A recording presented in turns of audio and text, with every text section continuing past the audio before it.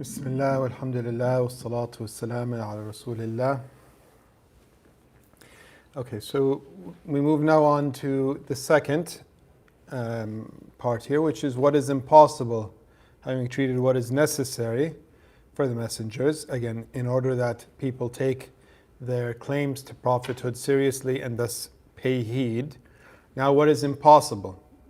Okay, and these are basically the opposites of the qualities that we just talked about, in short.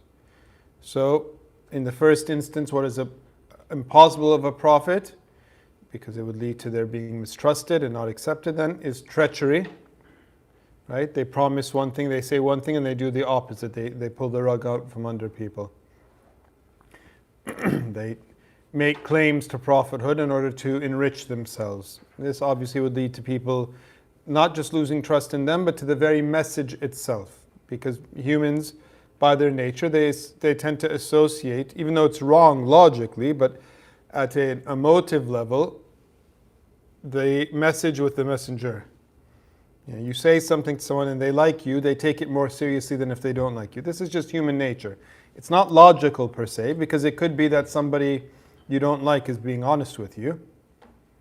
Okay? And thus people of intelligence, often they take their best advice from their enemies. Because the enemies, sometimes because they're your enemy, they tell you as they see. Okay? Whereas a friend might sugarcoat it a little bit. But the majority of people, no, if they feel somebody is untrustworthy or they don't like them or whatever it is, they're not going to listen to the message they have either. So treachery is something that is not possible for a prophet and a messenger. Secondly, as we said, the second opposite of being truthful is someone who lies. On what basis am I going to believe someone who's claiming to tell me about the next life if I see them lying to their friends or to their spouses, to their business partners? If they can't even manage something that's just for a few years on earth, how am I supposed to believe them about something that's eternal? Okay? So this is what Allah protects His prophets and His messengers from, again, from the time that they're young. Why? Because this is when people form their opinions. As they get older and they get to know them, like the Prophet Muhammad ﷺ, this is when they form their opinions about them. That they be the opposite of insightful and perspicacious, that they're unintelligent. Somebody says something and they don't get it, and they say it again, they still don't get it. They're going to write this person off. They're going to say, this, how's this person understanding from the angels and from God if they don't even understand what I'm saying to them? Okay, so again, all the prophets, all the messengers, if you look back at the stories about them, what's related of them, that there's a perspicacity, there's an intelligence. So they're protected. It's impossible that they be unintelligent by definition. And finally, as we said, that there was an amana of the conveying the message. The opposite is that they hide the message. This is impossible of them. Okay, that Allah command a prophet, a messenger, to warn of something, or with a legal ruling, for example, and they say, well, no, I don't think I'll tell that part, because if I do, they won't like me so much or something. No. Or it might harm me, as we talked about earlier. So these things are impossible. So quite simply, without spending too much time on this, the corollaries of the things that we said are wajib, the opposites are impossible. Okay? This is just a simple way of doing it. Now, what is possible for prophets and messengers is quite simply everything that is part of their humanness. We're not saying that prophets and messengers are divine beings. We're not saying that they are angels. Definition of an angel, of course, as we said earlier in the course, is a being made of light who they fulfill the commands of Allah subhanahu wa ta'ala. They don't have a free will. They're intelligent beings, they're communicative, but they don't have a free will. A human does, okay? And a human also has an embodiment. And the body has physical needs. It needs food. It needs drink. It needs shelter. It needs intimacy. And so all of these things that are not deemed deficiencies or moral flaws, yes, these are all possible, not necessary. There was prophets who did not marry. We're not saying it's obligatory. There's some prophets who ate very little. others who ate more. These things are, some were rich, some were poor. Not extremely poor in a way that, again, people would turn away from them. But, they had little things. So, the difference, of course, between a prophet and a messenger and the rest of mankind when it comes to the permissible is what? Is that they're not controlled by their passions. The passions that arise out of the human carnal soul, the lower self, are shared with every human, and they're human beings. They're no different than you and me in their humanity. But there is an important distinction, which is that they are not subject to the evil, and they don't heed evil calls, let alone evil impulses. Whereas for us, we have to struggle with this. Okay? We have to struggle with this. They do not ultimately, now, this does not negate in their human dimension that they find something, for example, appealing or attractive. This is in the human fitrah, as I think talked about even before. Something might be forbidden, and it's forbidden precisely because of the strength of its attraction over people. Okay? And so it's not that they don't identify things, it's that they don't succumb to these things. Okay? To them, the ayah of Allah subhanahu wa ta'ala, like in the story of Sayyidina Yusuf,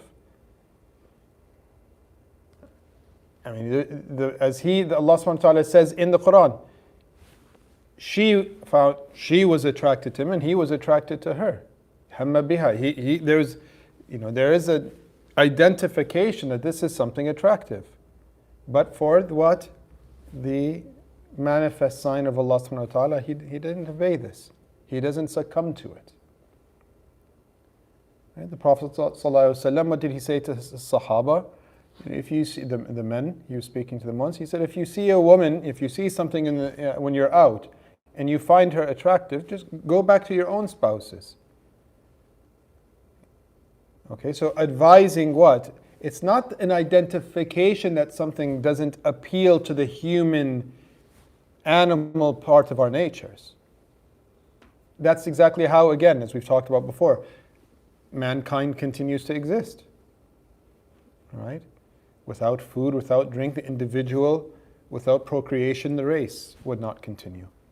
So they're there for a wisdom, but they're not controlled by their passions. They're in control of the passions, and they marshal them as means of strengthening their worship and knowledge of God. So when the Prophet sleeps, it's ibadah.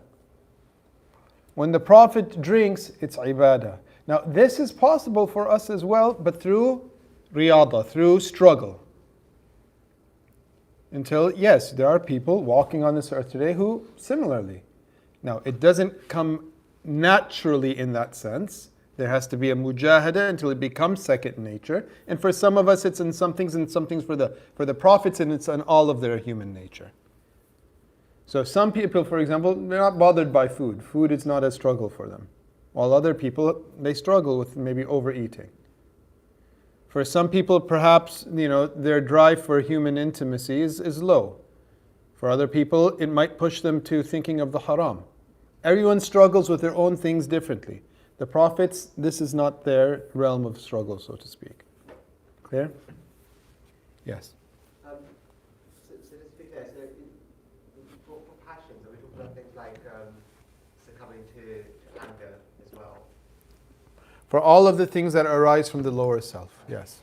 There's the example of the Prophet Musa alayhi salam when he sort of grabbed his brother. Mm-hmm. This is out of what? This is not out for himself. This isn't from the nafs. This is anger for the sake of Allah. The Prophet Muhammad got angry, but not for his ego. Not because someone said, slighted him, or we mentioned before the story of Sayyidatna Aisha when she and the Prophet, as all spouses do, had a bickering, and they called Sayyidina Abu Bakr, and she said, you speak first, but don't lie. Sayyidina Abu Bakr, her father, slapped her. In the narration, if she bleeds, he said, how dare you accuse the Prophet of even being able to lie? And the Prophet said, she hid behind the Prophet, who Abu Bakr had come to resolve the problem. Right? And the Prophet ﷺ said to Abu Bakr, he said, we didn't call you here for this. So he doesn't get angry for his ego. You call me a liar, who do you think you are? Abu Bakr is not a prophet, Siddiq, but he couldn't handle that from his daughter. Yeah. But the Prophet, no. But he got angry when people went against what Allah subhanahu wa ta'ala. And so yes, we're saying to Musa it's of the same. It wasn't for the self. Love for the sake of Allah, anger for the sake of Allah. Sleep for the sake of Allah, drink for the sake of Allah. Fulfilling one's human needs, yes. But in the way Allah loves and for the sake of Allah, not for the sake of the self. Well, I'm a prophet now, so I can have whatever I want. I'm the commander of Medina. I'm the commander of, towards the end of his life, of much of Arabia. Whereas others would be tempted. I have power. Some of the Sahaba, after the life of the Prophet, some of them did succumb to this. And they were rebuked by by other Sahaba.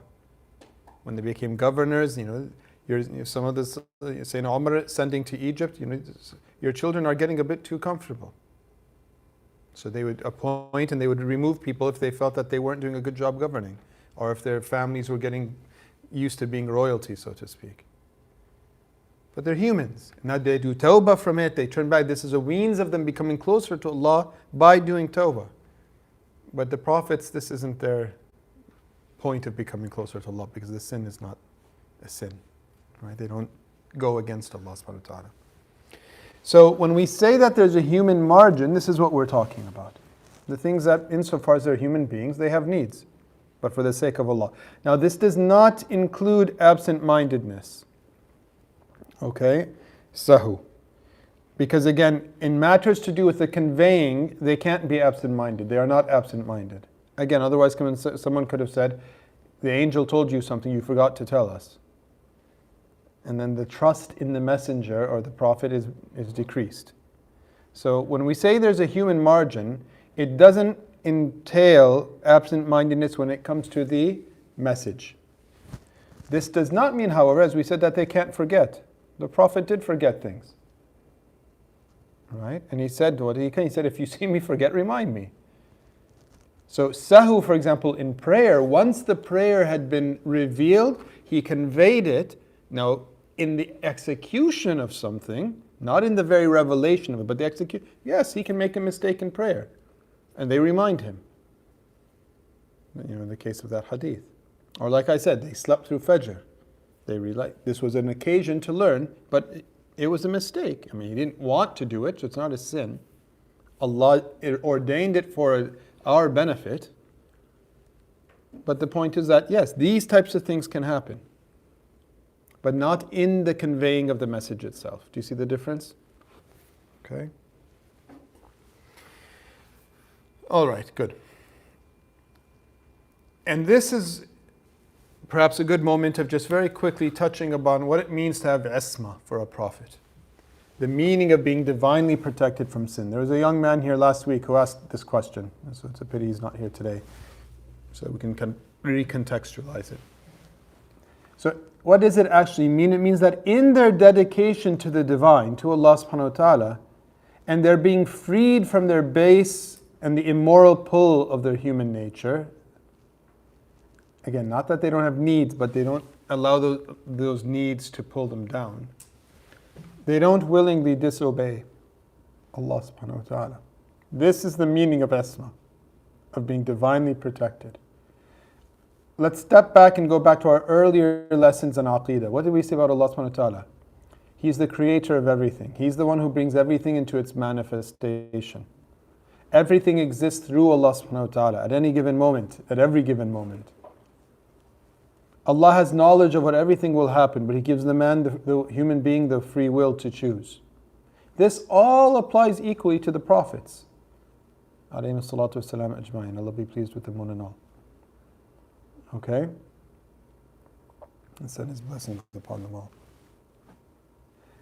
But what it entails, isma entails, is that as it manifests in their life, when they're young, as Allah's will and His power manifests in their adulthood, as Allah's decree manifests in their time of prophethood, In none of these stages do they do acts that are sinful. They have the choice as a human being, but Allah's decree is that it never comes to pass. There is a narration in the seerah of the Prophet. I must admit, I don't remember the degree of its validity, so I should check it. But it comes to mind now that when he was a young man, there was going to be a party in Mecca. And at parties, people like today, they get up to things that perhaps they better not get up to. Young men, young women. And the Prophet had heard about it, being a bit on the shy side. He said, "But you should come, and we want you to come, etc." So he said, "Okay, I'll come." And then before he was set to go out, he falls asleep, sleeps through the whole thing, wakes up, it's all over, it's done. Allah protected him. This is not impossible for another human being who's not a prophet either, by the way. So the difference being is that the isma of the Prophet is tied to the fact that as a prophet and messenger, their moral standing in society is necessary for them to be taken seriously as prophets.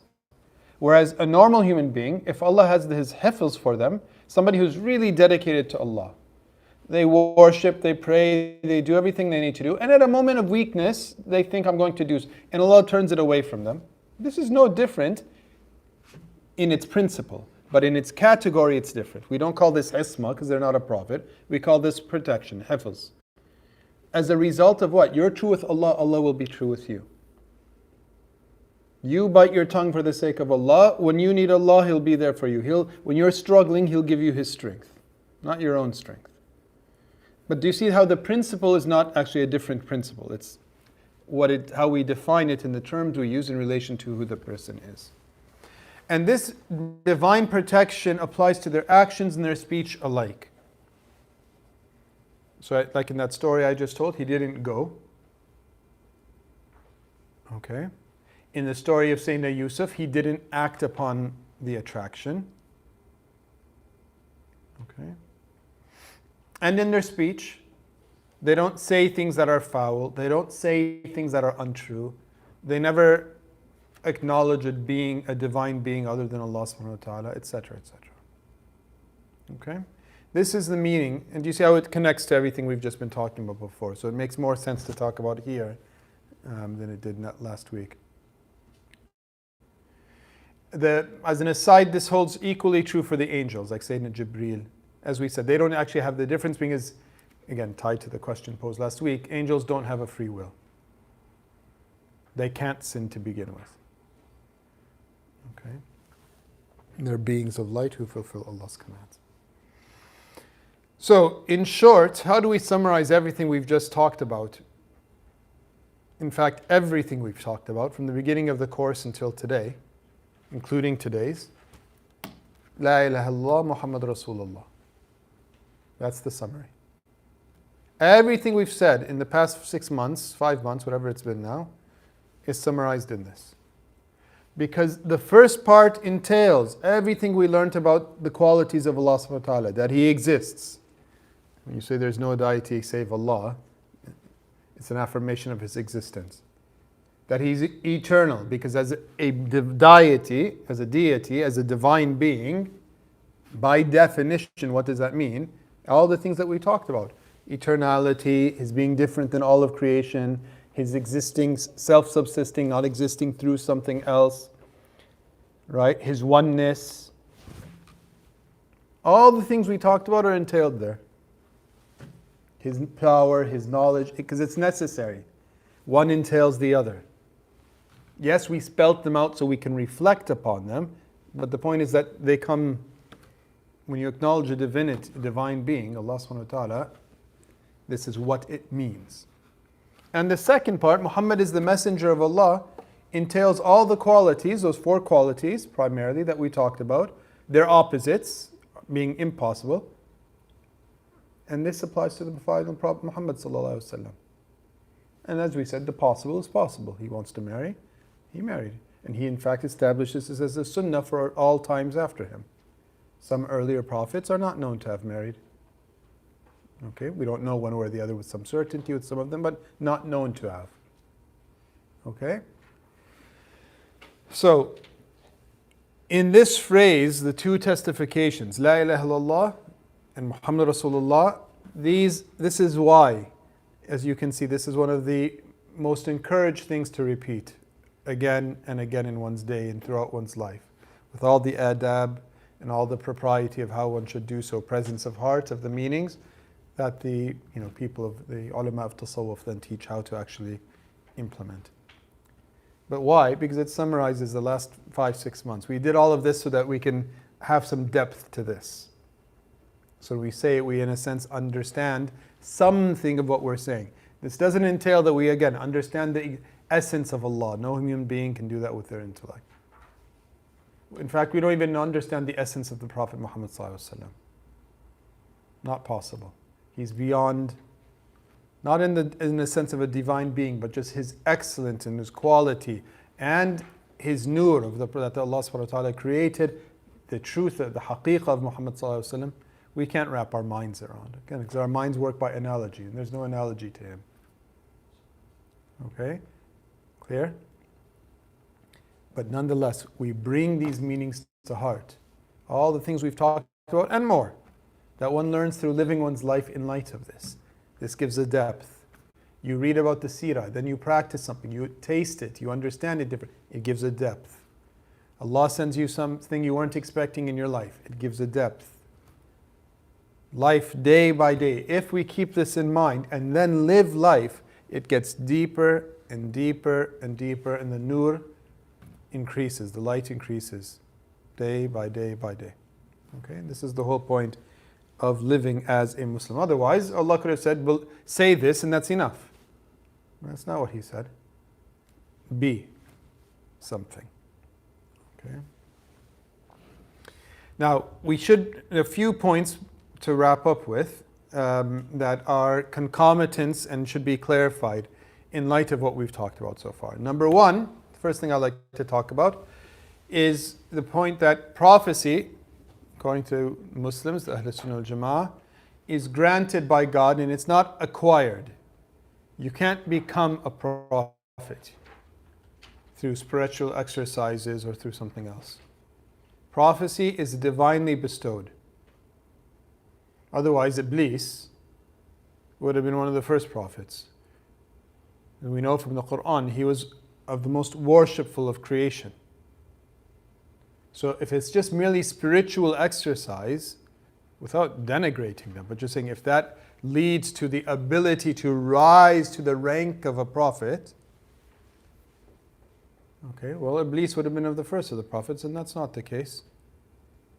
So prophecy is not acquired, it's granted. Yes? When you believe and affirm, just in terms of maybe people questioning it, I had that one recently, how is that established through a proof? Is there an ayah to that effect, or is this by analogy that the figure come to this? Surah Al-An'am, Wallahu a'lamu haythu yaj'alu risalatah. Then Allah knows best where He places, actively, where He places, yaj'alu risalatah. Right, the 124th ayah of Surah Al-An'am. That should suffice. The ahadith are full with this meaning, explicitly and implicitly. Right? Look at the life of the Prophet himself, sallallahu alaihi wasallam. He wasn't expecting this. It shook him. He doubted himself. When it was cut off, he thought, maybe I was imagining things. And this is a person who underwent many spiritual exercises. That's why he was in Ghar Hira to begin with. That's why he was in the cave. You go into periods of seclusion. But it wasn't something where he said, now I'm going to apply for my permit to become a prophet. Right? Clear? Oh, so here's the verse. God knows very well where to place His message, where He places. Yaj'alu, it's an active participle, active verb.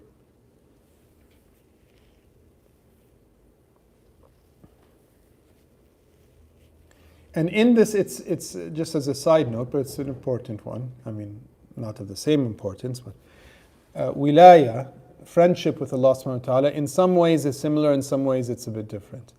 It's different insofar as anyone who says La ilaha illallah Muhammad Rasulullah, and then especially the more they do practices, they are from the awliya of Allah, they're of His friends. They're on Allah's side. They're not on the side of Taghut, they're not on the side of the Shaitan. They're from the party of Allah subhanahu wa ta'ala. Even if they're sinful, even if they don't pray, but they identify with Allah subhanahu wa ta'ala, they worship Allah, even if they're imperfect in their worship. Okay? So this is through an action.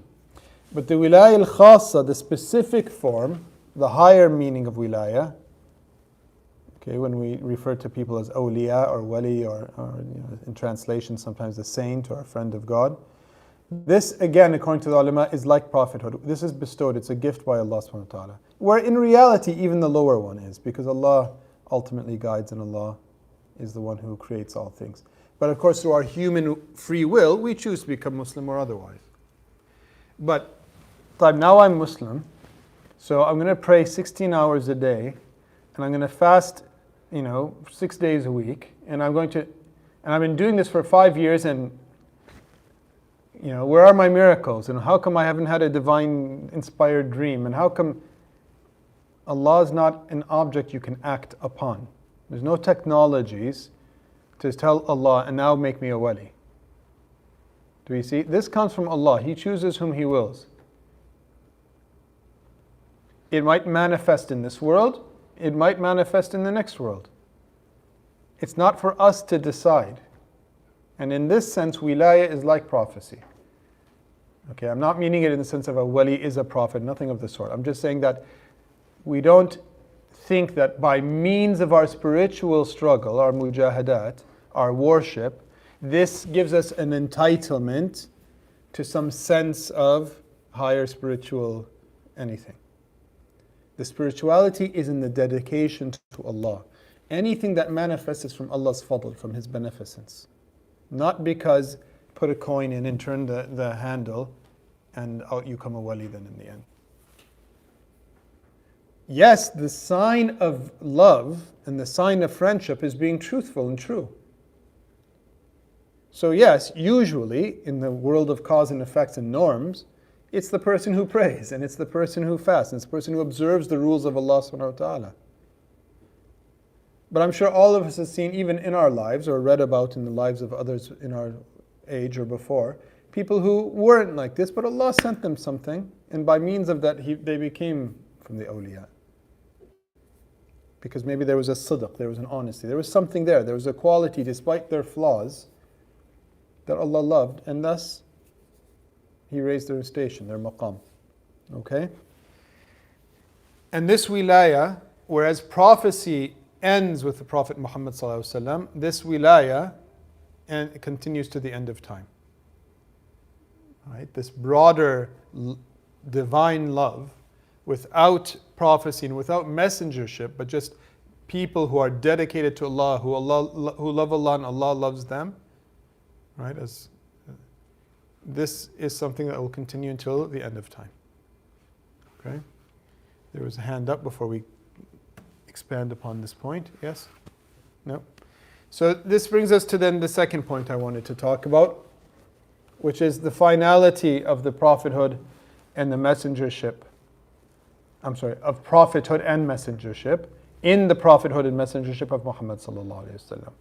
That Muhammad is the seal of the prophets, the seal of the messengers. As we said, every messenger is a prophet, not every prophet is a messenger. In order to make sure there's no misclarity here, quite simply, no more prophets, no more messengers. No playing with words. Okay? Not saying, well, a prophet can also mean this. No, a prophet only means what we meant earlier. Wali, yes. Okay? Yes. Someone who, Allah subhanahu wa ta'ala, His awliya, yes, they serve as reminders.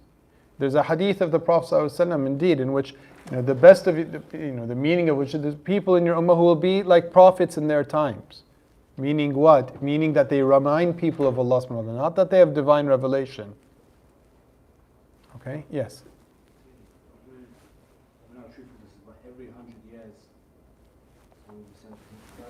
A mujaddid, yeah. So there's a hadith of the Prophet, number of ahadith, all of which strengthen one another, that at the top of every 100 years, in the Hijri, that there will be a mujaddid sent, a renewer. Okay? So, for example, some people hold this to be Imam Shafi'i, some people hold later to be Imam Ghazali, other people, Allahu Alam who it is, Imam Suyuti. The people throughout, and it might be people that, again, are very particularly well known, it might be people who renewed without necessarily being universally known. And there can be disagreement, it doesn't matter, because Allah knows who they are. Okay, clear? So yes, in this sense, again, there can be people who remind. In fact, this is what it means, al-ulama warathatul anbiya.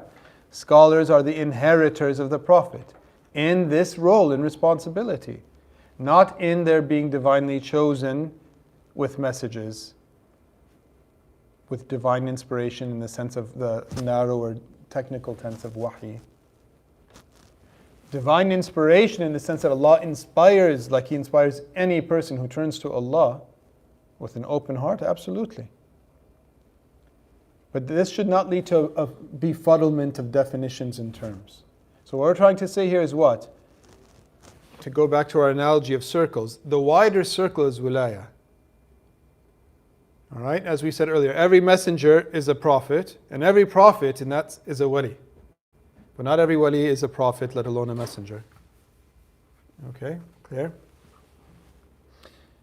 And again, Allah subhanahu wa ta'ala in Surah Al-Ahzab, it's very clear. ما كان محمد أبا أحد من رجالكم ولكن رسول الله وخاتم النبيين وكان الله بكل شيء عليما. This is the verse I referred to earlier in the story of Sayyidina Zayd. Muhammad is not the father of any one of your men. Right? So don't say that Zayd is the son of Muhammad, because he's not. He's an adopted son. It's not a real son. But rather he's the messenger of God and the seal of the prophets. Okay, what is a seal? It's finality. And God has knowledge of everything. Okay? I mean, this is a clear statement in the Quran itself. Never disagreed upon by the Sahaba, by the Tabi'een, by the Tabi'een, the Salaf al-Salih, the Imam al-Mujtahideen. No disagreement. There were those who came after, yes, who tried to claim this. After the time of the Musaylima, because Zab, the liar, he claimed to be a prophet. I can put together something like the Quran, because the Quran, of course, as we're going to talk about, is the greatest miracle of the Prophet Muhammad sallallahu alaihi wasallam. Okay? So he tried to put together his own rhyme and verse, so to speak, and they just laughed at him. And he tried to do a miracle, and it backfired on him. Okay, he spat in the eye of a man who was blind, and partly blind, and the man became fully blind. All right, and we're going to talk about miracles. This is an ihana. This is where Allah subhanahu wa ta'ala, because somebody is claiming something, they're getting too big for their breeches, Allah subhanahu wa ta'ala puts them down. Okay? But here we have a verse that's categorical, and there's many sahih hadiths that indicate the same from the Prophet sallallahu alaihi wasallam. Okay, so in the Sahihain, for example, in the Bukhari and in Muslim, the Prophet ﷺ is reported to have said, I have been made of greater stature than other prophets in 6 matters. I have been granted Jawami al-Kalam, which is the ability to speak in very concise speech with full meaning. I have been granted victory with might, and in fact with kind of fear. In other words, he struck fear into those who stood to oppose him. For me, the ghanaim, the spoils of war, were made permissible, where with previous prophets they were not made permissible. For me, all of the earth has been made pure. For purposes, you have to make wudu, and you can't. What do? You do tayammum from the earth. This is a source of... And all of the earth has been in a masjid. You're traveling, you don't have to go to a church. You can pray wherever you are, unlike previous prophets who had to go to specific spaces. I have been sent to all of mankind, kafatan, completely and utterly. Not to Bani Israel, not to the Arabs, but to all mankind. For all times after him. Okay? And I am the seal of the prophets. Okay, I am the seal of the Prophet. So here's, for example, one hadith. There's many, again, like I said, there's many other sahih hadiths where the Prophet is very clear as to his being the final of the prophets. The other one that I'm sure many are you familiar with, in which the Prophet ﷺ compared, he said the prophets who compared were like a wall of bricks, and I am the final brick that seals this. Again, this is not a second, there's no third or fourth way, a second way to interpret this. Okay? Okay, so from this, I'd like to go into the last of the topics today, which is the miracles of the prophets. Okay, and what do we mean by miracles? Prophets generally, and of course the Prophet Muhammad specifically, as we'll touch upon. Okay, what is a miracle? In Arabic, a mu'jiza is something that it's difficult to get your head around, to comprehend. It baffles. Okay? And in relation to the miracles of the prophets, now the word miracle in Arabic, in English, it doesn't quite map exactly to mu'jiza. Because we say miracle for just anything that's you can't scientifically or otherwise explain, or that's connected to whatever, magic or prophets or okay. We have a very specific meaning, as we're going to distinguish in just a moment. But the first point to make is that what is the point of miracles? Why, mu'jizat for prophets? These are divine aids. They are divine aids. Whether it's the miracles of Sayyidina Isa, okay, which were miracles in his time, the people were impressed by medicine. And so what did Sayyidina Isa do? He brings someone back to life. Let your medicine do that. Whether it was in time of Sayyidina Musa, where they were into magic. Right? Throw down your rod. They throw down their rods. He throws his rod eats their rods. They know that this isn't magic. Magic is trickery of the eye. No trickery of the eye can make something eat something else. Okay? Etc., etc. The miracle of the Prophet Muhammad ﷺ, as we said, there's a number, but the greatest of which, for a nation who are proud of their language and for their speech, is the Quran. Give me one ayah of it. Okay? So these are divine aids, because when someone makes a claim, claims need support. You go to court, what's your evidence? Now, there's some people who, out of trust, will accept. Out of sound reason, will accept. Actually, now that I think about it, it doesn't make sense to worship idols. We made that idol out of dates the other day, and we're going to eat it tomorrow. Why should I worship it? The prophets instigate some reflection. Other people, they need a bit more of a challenge. And so the miracles, whatever the kind, suitable to the age that you're in, of course, the Prophet is in, are divine aids. This is how we understand their role, okay, their purpose. So what is the definition of a mu'jiza, a prophetic miracle? It's a matter which is a breaking of the norms. Remember what we said earlier? We said that Allah subhanahu wa ta'ala creates everything. There are no, at a divine level, things that are cause and effect. Allah creates everything at every moment. He existentiates it. So at the highest metaphysical level of being, in other words, Allah is the creator of everything, in every moment. Does fire burn because of an intrinsic property in fire that can never be changed eternally? No. Allah created fire, created its properties, and causes that relationship, that corollary, that habit, that custom, that norm of burning. And of course, you'd be a fool to not take it seriously. Right? Whoever tries to outdo Allah's, sunan pays the price for it.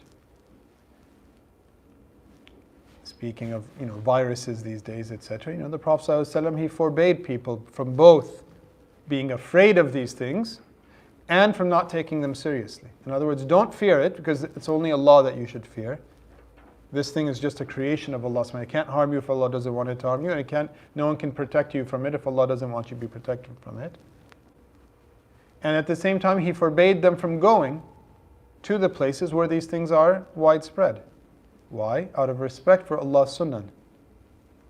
So don't do shirk. Don't elevate the thing higher than it is. It's just a servant of Allah, like that person is a servant of Allah. Person comes at you with a knife. If Allah doesn't want you to get harmed, doesn't matter how big the knife is. Have that aqidah in your heart. And at the same time, don't open your chest up and run towards them. But these are merely norms. If Allah wishes, because they're not eternal and they're not intrinsic, if He doesn't want the fire to burn Abraham, the fire will not burn Abraham, alayhi salam. Very simple. Okay? So a matter which is a breaking of the norm, coupled with a challenge to produce its like, either explicitly, like the Quran challenges the people of the Prophet's time, or implicitly. Okay? People know that the person's a prophet, doubting, and then a miracle occurs. And those who were thinking about it in a sense of challenging the person recognize what's being done here. So explicit or implicit. So prophetic miracles can be a matter in which God either causes something to happen, such as water springing forth in front of the Prophet's fingers, or not to happen, like Abraham not being burnt by the fire. Normally, water doesn't spring forth from fingers. That's a breaking of customs and habits of the natural world. Usually, fire burns. When it doesn't, it's a break. It's not any intrinsic thing. And so it's not a law in the sense that we think about laws being immutable. But it's, if you want to use the word law, just of nature, just remember that the way the ulama talk about it is ada, habits of nature. Okay? Why? Because again, everything is through the immediate existentiation of Allah at every given moment. So there are no laws binding Allah that the fire has to burn. The water cannot come forth from fingers, or whatever it might be. Allah creates everything at that moment. If at that moment He doesn't create the burning between the fire and the human being, nothing strange for Allah. He's the existentiator of it. Strange for us because we're not used to seeing that. Strange for us because indeed, by habit, one would be silly not to respect those habits. Yes? Just a question on the mu'jiza. As opposed to Aqidah, as we understand it, how are the miracles of the Prophet established for it to be then almost point of Aqidah? I.e., there are several hundred thousands of nations and books have been written, as you know, in terms of the miracles of the Prophet. But then are some, like the strength of hadith, are some held in higher regard than others? I.e., if you were to deny a miracle that was well established, as opposed to a sole narration of one mu'jiza, the denial of one miracle, would that be particular? No. It depends on how it's been narrated. So if it's mutawatir, you must. Because if you denied the tawatur, you might as well deny the tawatur of the Quran. It's not because of the thing, it's because of how it's reached us. Okay? So, quality number one of prophetic miracles, quality number two, which follows, of course, a matter which breaks the norms, habits of the natural world, and this is not something to which people are accustomed. Yes?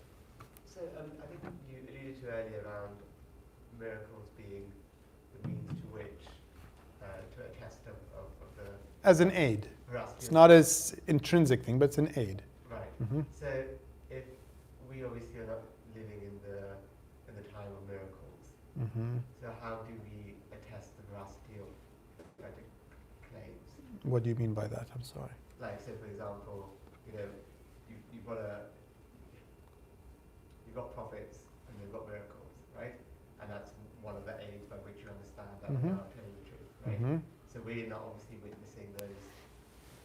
Okay, so condition one. Here's the answer to your question, if I'm understanding it. Give it a few more minutes and then tell me if I've answered it or not, okay? Condition one, for it to be a mu'jiza. Condition two, for it to be a mu'jiza. Number 3, that the occurrence be at the hands of someone claiming prophethood. If at the hands of someone else, it's not called a prophetic miracle, mu'jiza, but it takes a different name. Like what? Like if it happens before the Prophet Muhammad was a prophet, in his youth, sallallahu alaihi wasallam, then it's called irhas. It's called a portent of what is to come. Okay? So if it's a break of nature at the hands of a prophet before their claims to prophecy, this is not called a mu'jiza technically. Again, that's why I said the word miracle applies to so many things. In Arabic, there's subdivisions, so to speak. Right? It's called irhas. It's called a portent of what's to come. So that when people look back, they say, indeed, there were signs this person was special. Okay? If it's a break of nature at the hands not of a prophet, but someone known to be a pious person, it's called a karama, an ennoblement. Yes, we call it a miracle of a saint, or my grandmother was a very pious person and she had miracles. In English, that's fine, but be more specific. We don't mean mu'jiza, because mu'jiza, she never claimed to be a prophet, your grandmother. Okay, clear? So it's a karama, it's an ennoblement. If it occurs to someone who is just simply not known one way or the other, it's called a ma'una, divine support. Some poor person, not really known for anything, not really known by anybody, maybe got kind of an uncle and the third removed cousin, that's the only people who really know him other than his boss. But he prays, he's a decent person, or maybe doesn't even pray. But they're not bad people per se. And one day Allah sends them something, or somebody oppresses them, and they raise their hands to Allah and make a prayer, and Allah answers the prayer. I mean, in our everyday language, this is a miracle, something you didn't expect to happen, and it came out of the blue. This is possible for whoever Allah chooses. Okay? This is now maybe that causes them to turn back to Allah subhanahu wa ta'ala. What was the name in Arabic? Ma'una, a divine support.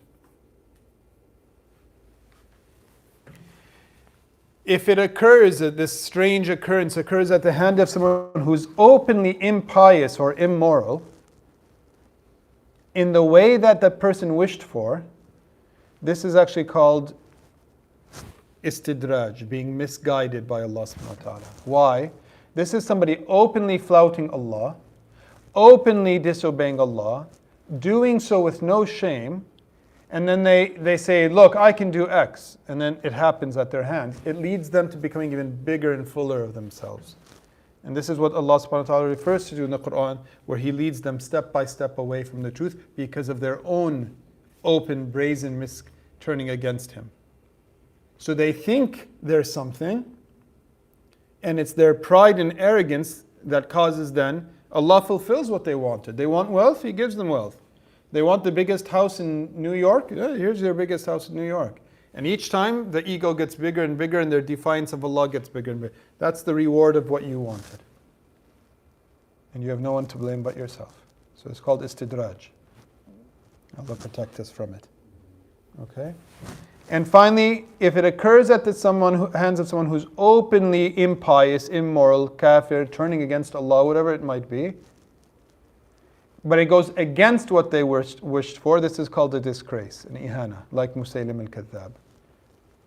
Right? I'm going to heal this man, he spits in his eye, the other eye goes blind.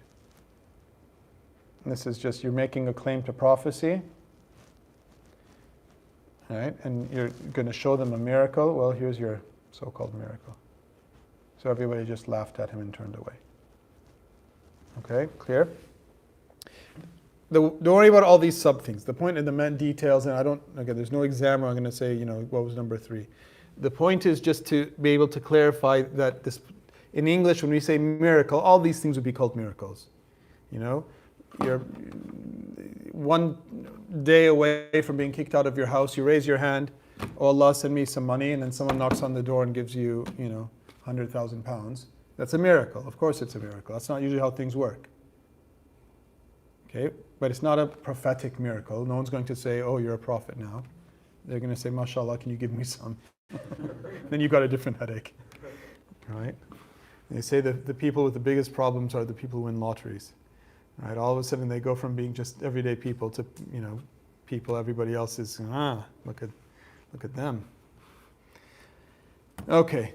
Number 4, that it is coupled with a claim to prophecy. This is what makes, again, it a prophetic miracle. Like I just said, somebody raises their hand and asks for some money and it appears. That by itself is not a mu'jiza. Number 5, that the matter which occurs is in line with the claim that's made.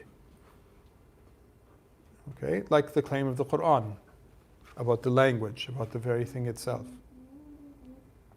That it is not put the lie to the person making the claim. Okay, so again, the person doesn't say it and then it goes against them. And that the challenge not be something that others can reproduce. Because otherwise, for example, magic tricks. If Sayyidina Musa had just thrown the stick and it moved around a bit like their sticks moved around a bit, then that's just, I can learn how to do that if I learn a little bit of sleight of hand, Houdini style. Okay, but they saw that his stick actually ate theirs. That's not a stick. No stick eats other sticks. They fell down in prostration. Pharaoh said, "Do you prostrate before I give you permission to do so?" This isn't magic. This isn't sleight of eye, sleight of hand. Okay? Clear? So number 7 excludes things like magic tricks and similar things. Okay? Clear? So you put these together, these are in a sense the 7 conditions of a prophetic miracle. To distinguish it from all those other things I mentioned. So yes, in a basic linguistic sense, yes, it's obviously a miracle that other people do things that happen, or things that happen to people, I should say. But it's not a prophetic miracle. Okay, it has to have all these qualities. And this is why we say that the greatest ennoblement and divine aid of Allah to the Prophet Muhammad ﷺ is the Quran itself. Is the very Quran itself. The Quran itself was able to cause people who otherwise their hearts were hard to listen. Even those who ultimately refused couldn't deny the beauty of the Quran. I mentioned the story last week of Sayyidina Umar, ready to go and put an end to this by killing the Prophet ﷺ. And when he read what his sister was reading, her husband was reading, right then and there he decided to go and become a Muslim. Within a matter of moments, from wanting to kill to submitting. Okay, and again, the mu'jiz of Allah subhanahu wa ta'ala, of the Prophet ﷺ, from Allah, was that the messenger had prayed that Allah send one of 2 people to aid this religion, and one of which was Sayyidina Umar. And so Allah fulfilled it. This is an example of the mu'jiza. Okay, what he asked for, in the way he asked for, supporting his nafs? No. Becoming king of Arabs? No. His mission. For the sake of Allah subhanahu wa ta'ala. Okay, any questions? We'll stop here inshallah ta'ala and just take a few minute break and then continue with our class on the adab inshallah. Sallallahu barak ala Sayyidina Muhammadin wa ala alihi wa sahbihi sallam taslima. Subhana rabbika rabbil izzati amma yasifun wa salamun ala al mursalin walhamdulillahi rabbil alameen.